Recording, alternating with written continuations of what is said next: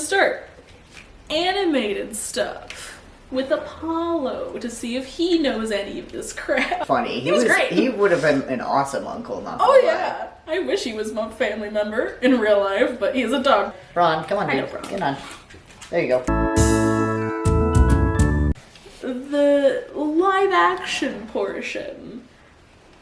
Men. Or human-ish men. Because you never know for the media. Right. The first one is Wesley from Princess Bride. I've watched Princess Bride, but I don't remember who Wesley is, unfortunately. He's the protagonist that goes to try and save her, that also ends up being the Dread Pirate Roberts. Oh, right. Okay. Yeah. I guess maybe my brain just always assumed the pirate name instead of fucking Wesley. Well, that's fair, because basically at the beginning of the movie, he's him, but then he goes off and has to do overseas work stuff or something because of the time frame that the book in the movie takes place. Mm-hmm. And then she thinks that he's dead, when it turns out he became the Dread Pirate Roberts. Oh. And then shows up, she doesn't know it's him, and then he reveals himself. Okay, that makes sense. Yeah. So that's probably why you don't remember that very well. Yeah, it's also been a long time since I've seen Princess Bride, not gonna lie. Yeah, he's just... Carrie Elways is great. Mm-hmm. He's very bisexual in that movie. Oh, yeah. Also funny, Garrett from the animated list, Mm-hmm. also voiced by Carrie Elways. That's actually really cool. So I guess Carrie Elways just gets to be in both videos. Nice. I am assuming you've probably never seen this movie. It is not the Stargate TV show, it's the original movie that the TV show is based on. I know I've seen the Stargate movie, I just don't know if it was the original or not. That's fair. So basically, the movie is the basis of everything. It's first the original movie, and then they had wanted to make a show for it, and they couldn't get the original actors for one reason or another, so they continued the story, but with new actors for the main characters. Okay. Yeah.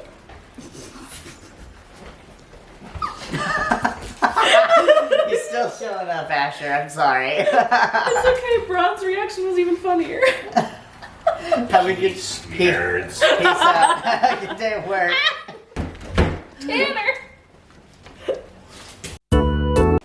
Anyway, literally, the TV show was a continuation of the movie, just with different actors, because they couldn't get the main two actors anymore. That makes sense. Mm-hmm. Okay, fair. Yeah, and so literally, I didn't see the TV show when I was a kid. My parents had, but I didn't. Okay. So I was gay for Daniel Jackson in the movie version. Oh, I see. Okay. If you don't know what he looks like a live-action version of Milo from Atlantis.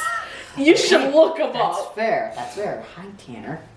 He's being extra needy for attention because we've been recording this whole time and haven't been giving any attention. No, we're so mean.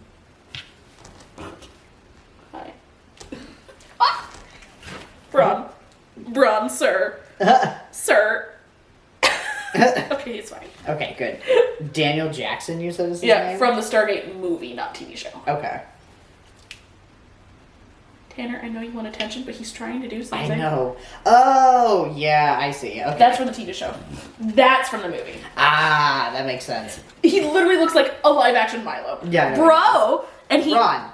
And based on the plot, that's basically what he fucking is. I mean, yeah, that really just is what he is. This version's Milo, like, down to the personality and plot. It's hilarious. Just, his name's Daniel. He's great. And he's a nerd. And he's great. And I'm gay. Yeah. Char from Ella Enchanted. Do not know Ella Enchanted.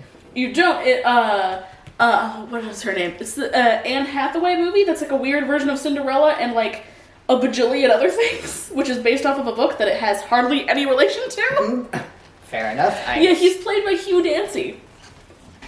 Not and I just realized something else. While he's not in the list for this movie as well, Carrie Elways again plays the villain in Ella Enchanted. Fair enough. Yeah, you should look him up too, because literally, he's a prince. His name is Prince Char. And it does not stand for charming. Oh, I see. Okay. Yeah. It's great. He also, guess who he plays stays now. Or actually, I think the show might be canceled now. I don't remember. He plays the protagonist in the Hannibal TV show. Oh, okay. I still can't remember his character's name. Will. His name is Will in the show. Okay. Nice. Yeah. Speaking of Hugh Dancy in Hannibal, because his co-star who plays Hannibal is Mads Mikkelsen. Mads Mikkelsen as Tristan in King Arthur. Nice.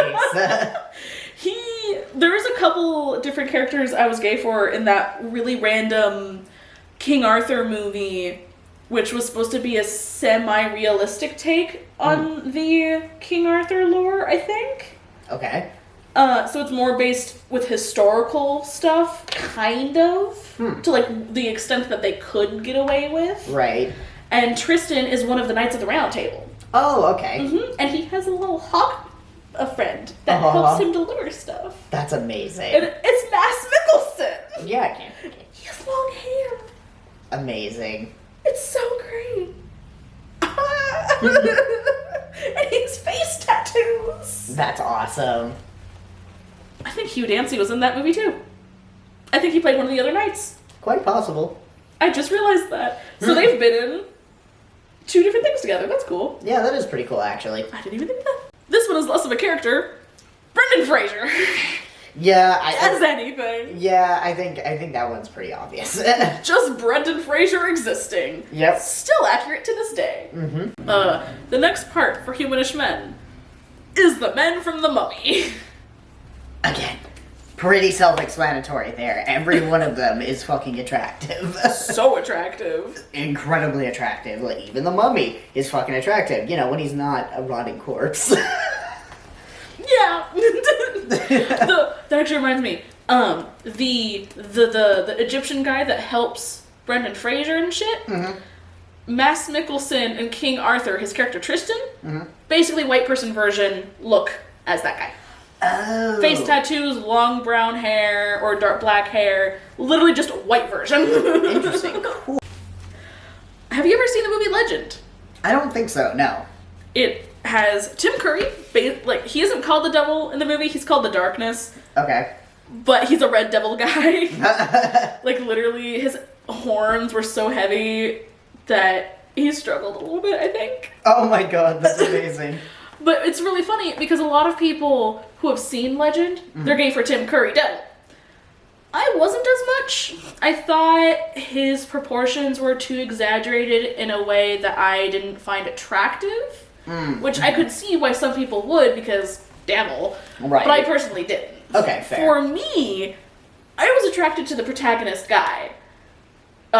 Jack, who was played by Tom Cruise in his early fucking career. Makes sense, Tom Cruise. He's great. He's like nature guy that loves all things nature and helps the fairies and all those other shits. And so great. That's awesome. I don't even know how to explain him. He just, for one, he doesn't talk much because he grew up in the forest and shit. Right. And he gets mad at the main character because she is, I think she's technically considered like a princess or princess adjacent for the universe of the movie or whatever. Okay. And he decides, because he really likes her, he wants to show her a unicorn. And he tells her, don't touch the fucking unicorn. She touches the fucking unicorn and it ruins the world because you're not supposed to touch them or else it fucks with the universe. Because they are not meant to be touched. Fair.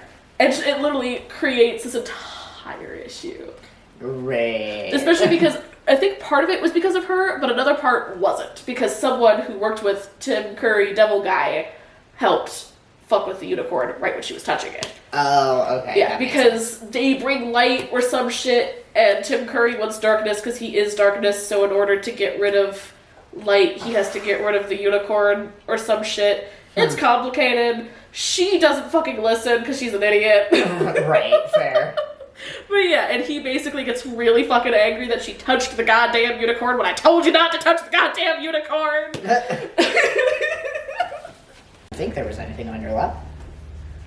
The next one Raoul from the Phantom of the Opera movie. The really bad one from the early 2000s with Gerard Butler. Oh, jeez. I have not watched that one at all. I watched it frequently because my mom likes it, and she just loves Phantom of the Opera in general. Mm-hmm. So I watched it with her the first time at my grandma's house. Like, late at night. Oh, okay. And I was never gay for Gerard Butler. Okay. Raoul, though? The protagonist guy that's trying to help Christine? Holy shit. I don't know if I want to date him or be him. Oh my god. Fair. That's always the struggle, though. You should look him up. Okay. I think, type in Raoul Patrick Wilson.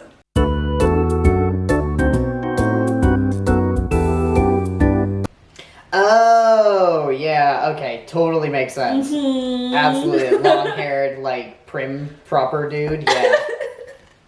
And compared to the stage versions I've seen that were recorded, he's like a nicer version. Because, like, in the Royal Albert Hall stage production version, while that version of Raoul is also very good, and I love that actor playing him, he almost seems like a Chad that gaslights a lot. Oh, wonderful. But the Patrick Wilson version, you can tell he genuinely wants to help and cares about her and just wants to make sure her well-being is okay. Right. And it's a lot more dick. tender. It's great.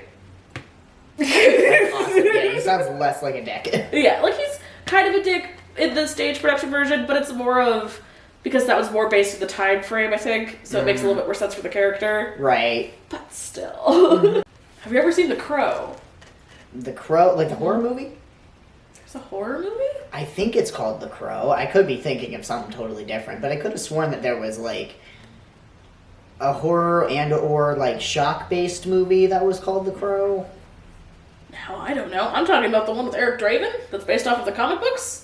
That's dedicated to Brandon Lee because he died while filming the movie. Oh, gosh. Yeah. Let me see. It's called The Crow. I just wrote Crow. Okay. It's easier. The Crow. Mm-hmm. A 1994 film? Mm-hmm. Oh, yeah. Okay. I have seen this movie, but I'm thinking of something totally different. It's probably a different title that I just accidentally, like, misassociated, Yeah, you know? I don't know. But yeah, I was gay for the main character and the main villain. Main character, I totally understand. I don't remember what the main villain looks like, unfortunately. How do I describe the main villain? Goth long hair guy named Top Dollar. Okay, fair. Who has a weird incest relationship with his sister. Oh, great. Which that part I wasn't fond of, but just him in isolation, it's very gay. Fair. Especially because his voice, oh my god. It's like a deep voice that's amazing. That's awesome. I'll edit it in a second, but I need you to hear what he sounds like.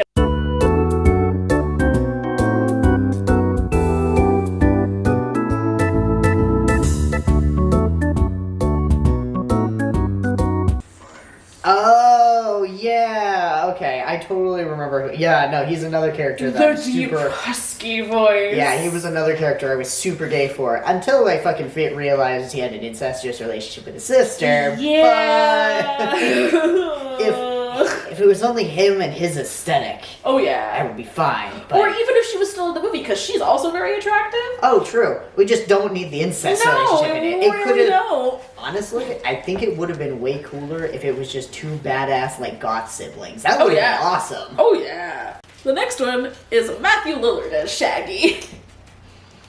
The original two movies, live action movies.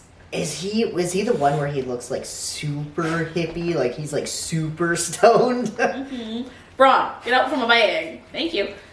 But yeah, it's that one with the longish hair and the Okay, and yeah. interacting with the CGI dog most of the time. Right. That part was so funny. Yeah, but Oh. like I'm so gay for that specific version of Shaggy for some reason. I don't know why. Just hippie guy. It's probably the long hair, not gonna lie.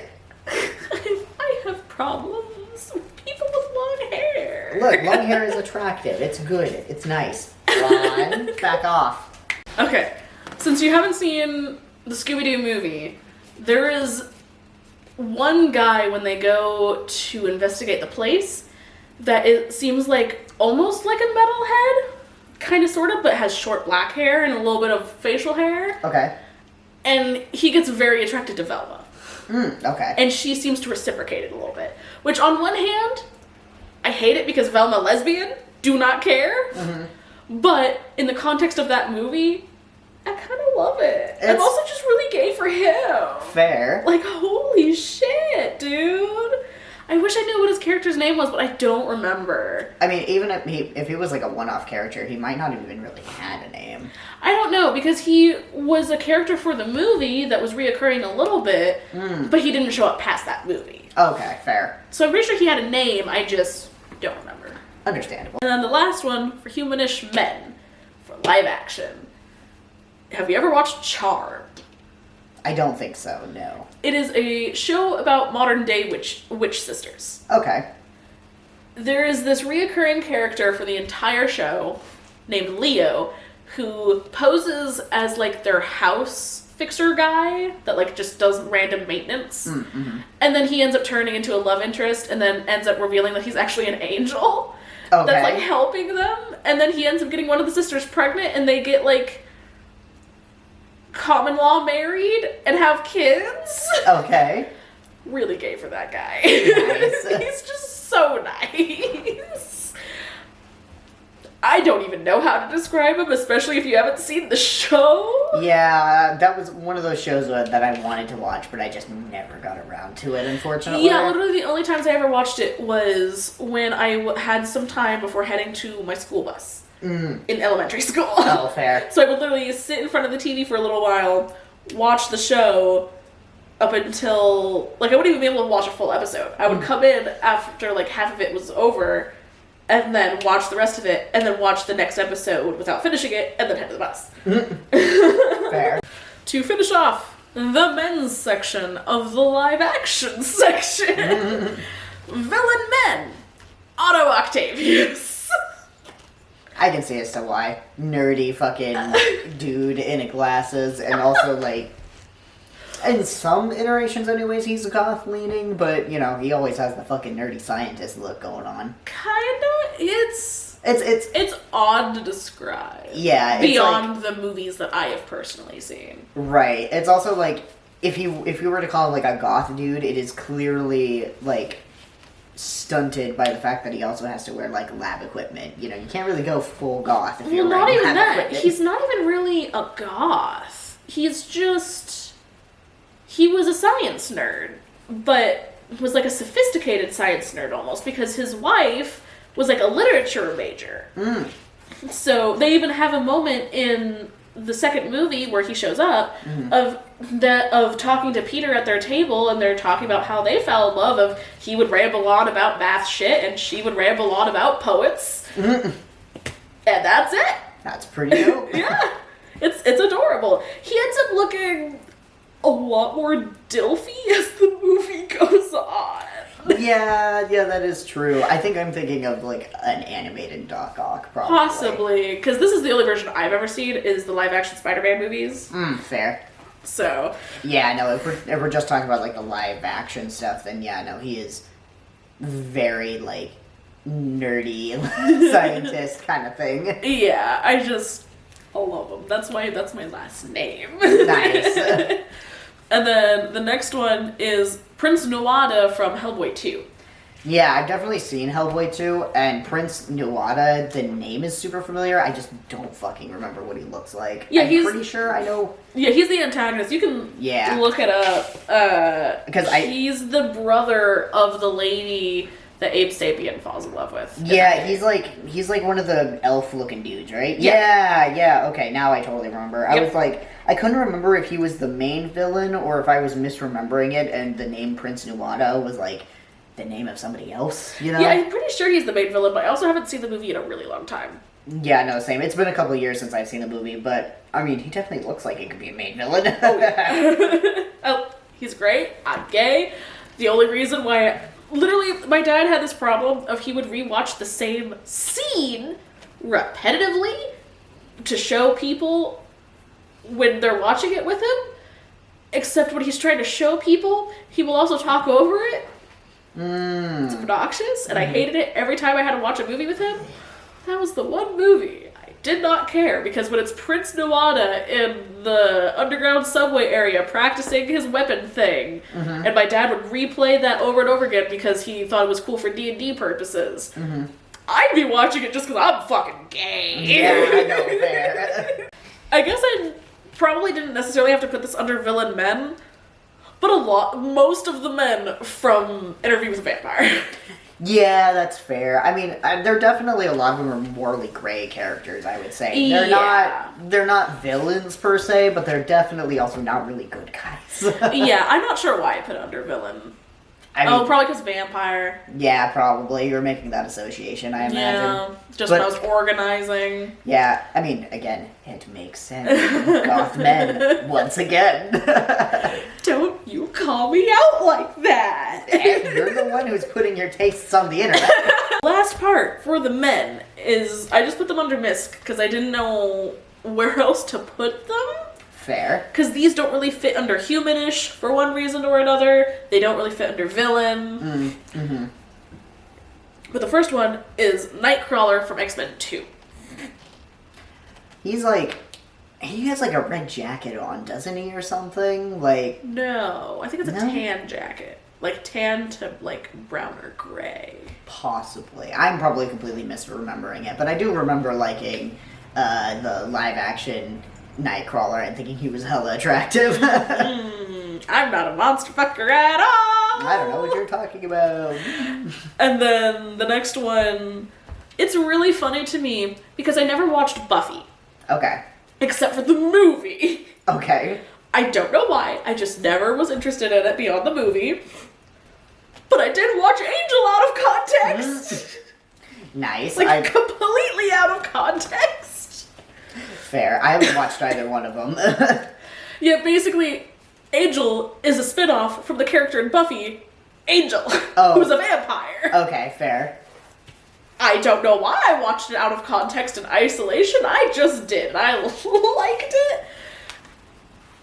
I don't know. I didn't put him under villain because while he used to be a villain, the point of the show is that he's trying to come around from being a bad guy. Oh, I see. A redemption arc kind of thing. Yeah, for the entire of the show, until there were moments where they had to bring out his evil version for plot convenience. Okay, because you gotta have that every once in a while. Yeah, and literally the difference between him and his evil version is when he's him, he's Angel. But when he is evil, he's Angelus.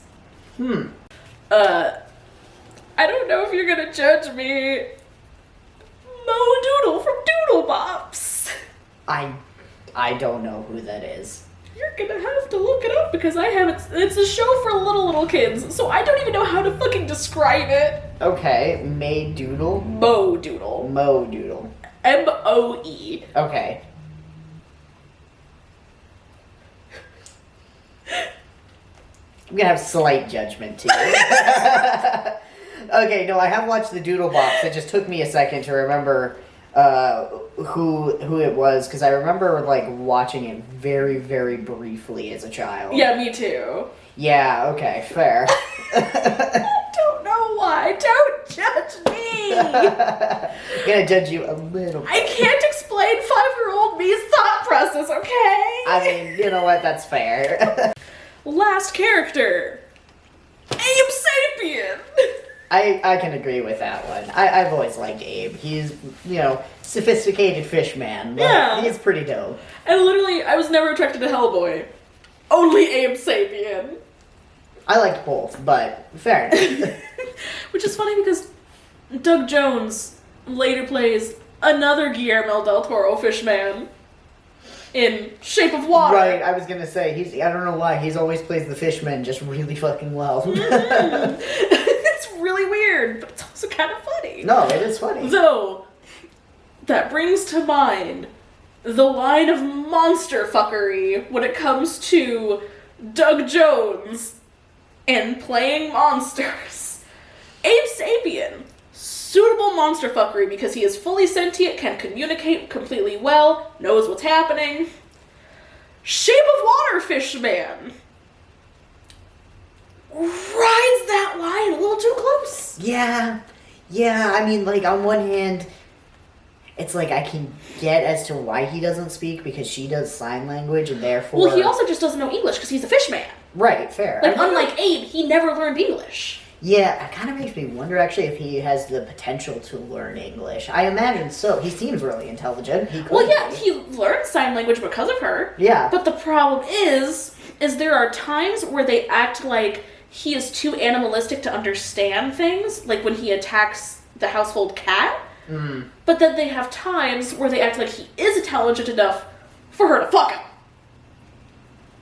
Yeah. Rides that line a little too close. Yeah. A little bit, just a touch. Just a touch. For the ending section is women in live action.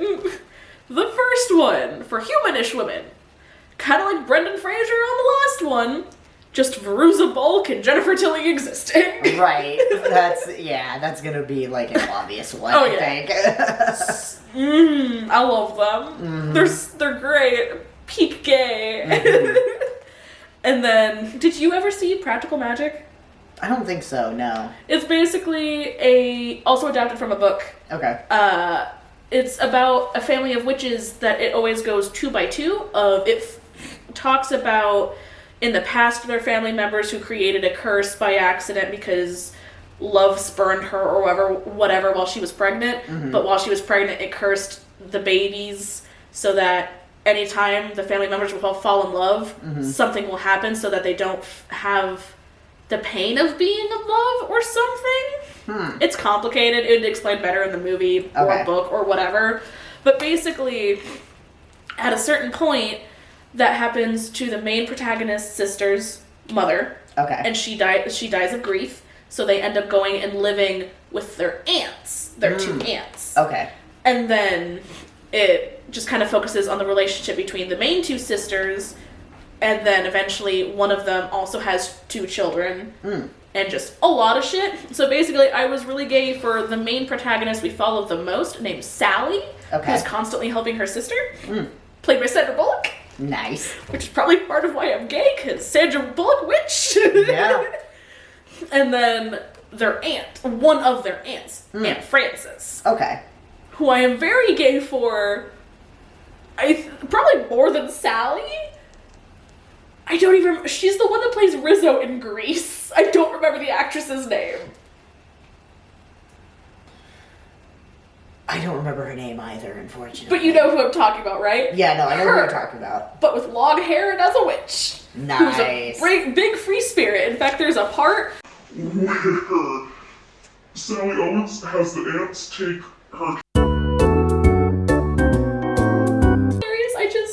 I love that movie. It is probably most likely not a good representation of witch stuff as we know. Right. But it's just so great. That is amazing. I love it. I'm so gay for witch ladies. Oh, yeah. The next one is Velma from the original live action fucking Scooby-Doo movie. Understandable. I mean, Velma is just gay in general. Yeah. She is peak lesbian, not gonna lie. Which is annoying that in both movies they made her straight in love with men. Yeah. I mean, I understand, like, they did it because of the times and whatnot. Yeah. But it still sucks. It very much sucks. The women cast of The Mummy. I mean, it has the same thing as the fucking men cast of the Mummy. They're all just attractive. Yeah. How can you not be gay for any of that fucking cast? Right. They had excellent fucking casting choices in that movie. Yeah. Buddy. I know, he's so sad. Buddy. He can jump up. He's just being lazy. He's just being pathetic because he knows he's cute. Buddy. You can jump up. Come on. Come on, jump up. You can do it. Careful, you might call the other one over. Bruh. Dude, if you Bruh. you always growl at me if I try to help you up. So I mean, Yeah. like, I don't know what you want me to do here. And a little stretch. A little squish. Under the Mist. Miss Kitty from Monkey Bone. I don't think I'm familiar with this character. It's another Brendan Fraser movie that's more hated than a lot of his other movies for good reason. It on one hand, it's kind of neat with its stylistic stuff, but on the other hand, it kind of sucks. Oh, fair. She's someone that helps him escape. She's a weird cat lady. Okay, I mean, fair. With the name Miss Kitty, that makes sense. Yeah. Another character from Labyrinth, which I don't know if you can even technically consider it a character. There is a part in Labyrinth where Tim Curry is trying to convince the weird princess lady to come over to his side and be his partner, because he's lonely. Right. But not in a good way, like in Beauty and the Beast. And to lure her in, he tries to treat her to some of the things that he has in the castle. So, like, as she's looking at this table full of jewelry and the other table full of food and all this other stuff, she looks at a dress that she really loves.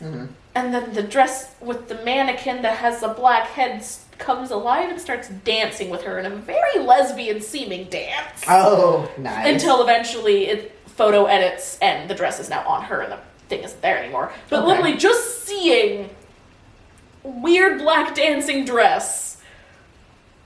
It definitely sounds like a gay scene, that's for sure. You should see if you can look it up, because holy shit. Yes, hello. You might just need to look up legend. Black dancing dress. Fair.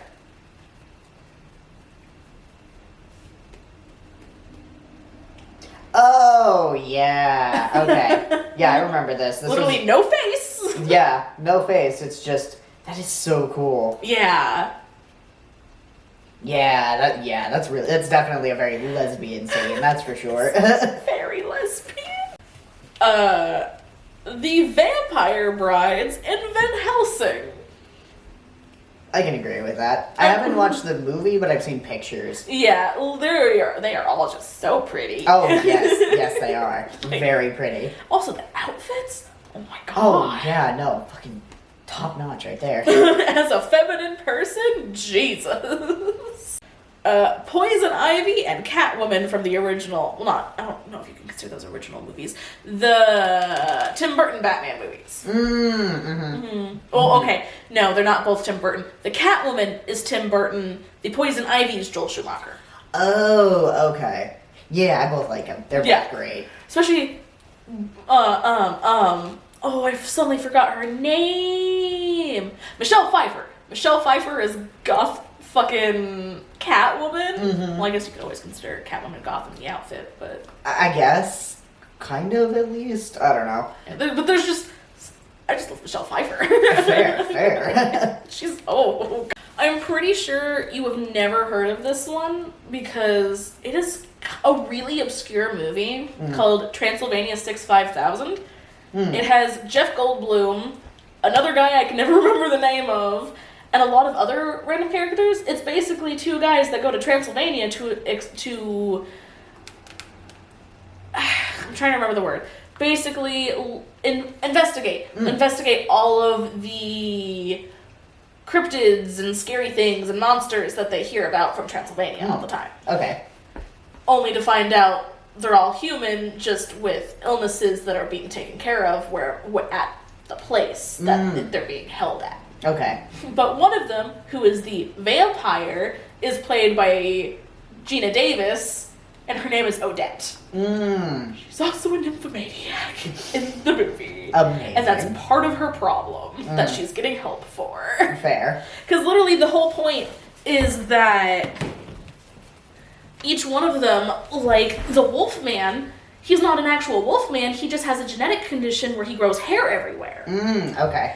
And then the Hunchbacks, they're fine. They just kind of, learned to stay hunched over because of the guy that they work for, because he has weird mental issues, like a Jekyll and Hyde situation for some reason. Weird, okay. Which never gets explained. And if it did, it's been a really long time since I've seen the movie. And so basically, it's each of these creatures have an actual health reason why they look and act the way that they do. Okay. And they're actually getting help from this guy who also is struggling himself. Okay. And so Odette is someone who calls herself a vampire because she has a really high libido and she doesn't really know what else to do. Fair. So she just decided to call herself a vampire. Okay. It's weird, but it's Gina Davis. Fair. In fact, that one you definitely need to look her up in that movie, because you'll see what I mean. Oh, yeah, okay, I see what you mean. Yeah. Yeah, yeah, that's totally fair. That's awesome. And the ones I am most gay for, as an adult now, from live action, I couldn't pick one. Okay. I had to pick two. Okay. The first one is Jennifer Tilly. Nice. I can't help it. I love her so much. That's fair. Oh, have you seen the pictures of her on the set for the new Chucky show? No, not for the new Chucky show. There's literally a behind-the-scenes picture of her sitting on a bed with Fiona Dourif, who now plays a main character, even more so in the show, and they're both in lingerie. Oh. Because of what's happening in the scene. Nice. And then the last one, take a wild guess. Brendan Fraser. It's Octavius! Oh. Nice. I can't help myself. I can't. I love him. He's great. That's fair. And what are yours, good sir? The one that I thought of immediately was Lestat from Interview with a Vampire. I'm gonna judge you. You have mental health issues. Yeah, no shit. Yeah, it's just, long-haired pretty boy in, fancy clothes has always been a big thing of mine. And also toxic, apparently. Tiny bit. It's fine. So happy Pride Month. I would love to hear who all people were gay for in media that they watched as a kid, that they especially identify with now as an adult, because we have some weird choices between us as queer trans men. I can only imagine who it is for other types of queer or gay people or lesbians or literally whatever you are. I need to know, because it always seems weird and different. So happy Pride Month. Be gay, do cry.